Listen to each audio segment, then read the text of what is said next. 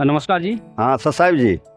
आज जो यहाँ पर इतना विशाल भंडारा आयोजित किया जा रहा है संत रामपाल जी महाराज के पावन सानिध्य में, तो क्या विशेषता है आज के भंडारे में? क्या क्या चीज़ें यहाँ पर परोसी जाती हैं? हाँ बिल्कुल सेम टू सेम वैसे परमात्मा ने जैसे वहाँ पे लड्डू जलेबी आए थे वो सतलोक से, यहाँ पे भी वैसे लड्डू और जलेबी और जो जितना भी भंडारा बनता है वो किया जाता है। उसमें जो है हम लोग जैसे मतलब लड्डू राम, जलेबी राम, जल राम, राम रस, फुल्का राम, चावल राम, हर चीज़ में राम लगाते हैं।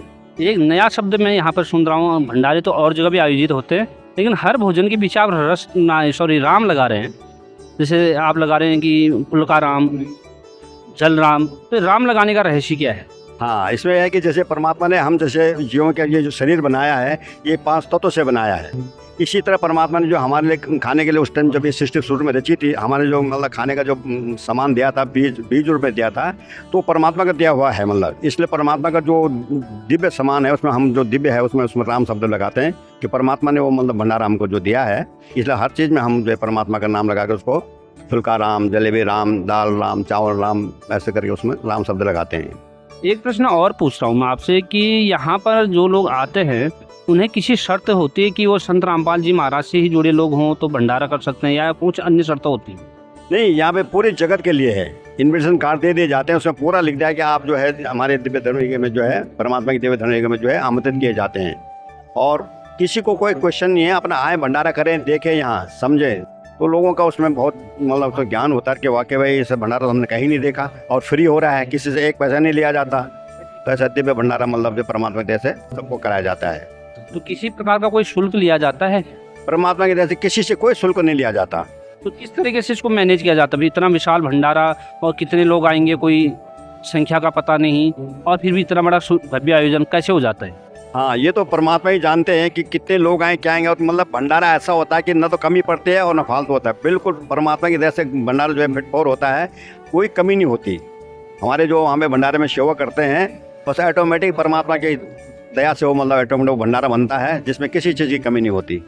एक चीज़ मुझे यहाँ पर देखने को मिली कि इतना बड़ा आयोजन लेकिन यहाँ पे प्रशासन दिख नहीं रहा है, फिर भी यहाँ अनुशासन है, ये कैसे संभव? हाँ ये परमात्मा की दया है कि परमात्मा ने अपना ऐसे कमेटियाँ मैनेजमेंट बना रखे हैं कि हर चीज़ हर भगत को मतलब सेवा दी जाती है। आप कौन सी सेवा देखेंगे, आप कौन सी सेवा देखेंगे, आप कौन सी सेवा देखेंगे, तो अपने अपने सेवा में सब फिट हो रहते हैं। अब जैसे जितने भक्तों को मतलब मैनेजमेंट करना, सब भक्त सेवादार लगे होते हैं, उनको बैठाना, उनको मतलब किस तरह की तकलीफ ना हो, उस तरह से परमात्मा मैनेजमेंट करते हैं। बहुत कुछ एक कमेटी बना रखे हैं और ये मतलब सेवादार बना रखे हैं।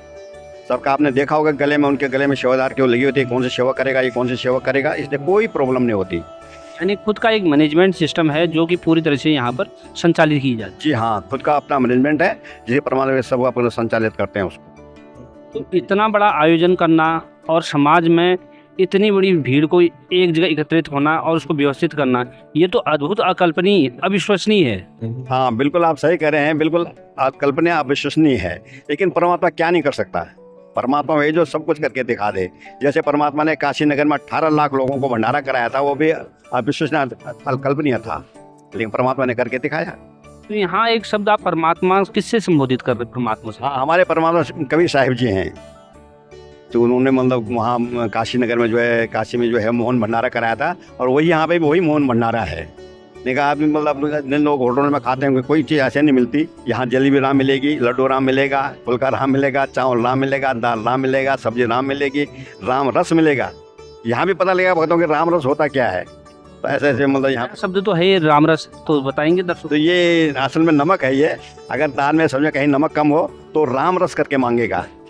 जगत वाला बेशक उसको नमक कहते हैं कि भाई नमक कम है, वो नमक करके मांग लेगा, लेकिन भगत हमारे जितने में वो राम रस करके ही मतलब जो मांगेगा। तो ये बड़ा अद्भुत भंडारा यहाँ पर संत रामपाल जी महाराज के पावन सानिध्य में किया जा रहा है। ये भंडारा केवल मुंडका में ही है, अन्य जगह भी हो रहा है? नहीं, ये हमारे परमात्मा के जो जितने भी हमारे बोर्ड के अंदर ही समझो, बहुत सारे आश्रम में हमारे सब जगह ये एक साथ चल रहा है। मतलब बिल्कुल बहुत सारे भगत वहाँ भी भंडारा करेंगे, यहाँ भी करें, सब जगह मतलब जो है ये परमात्मा ने व्यवस्था कर रखी है। ये कि नहीं है ये कि दिल्ली में है, हमारा कुरुक्षेत्र में है, हमारा जो है धनाना धाम में है, हमारा नेपाल में है, हमारा यूपी में है, मतलब जो है सीतापुर में है, शामली में है। बहुत मतलब आश्रम परमात्मा ने खोल रखे हैं और सारा दिव्य धर्म के वहाँ चल रहा है।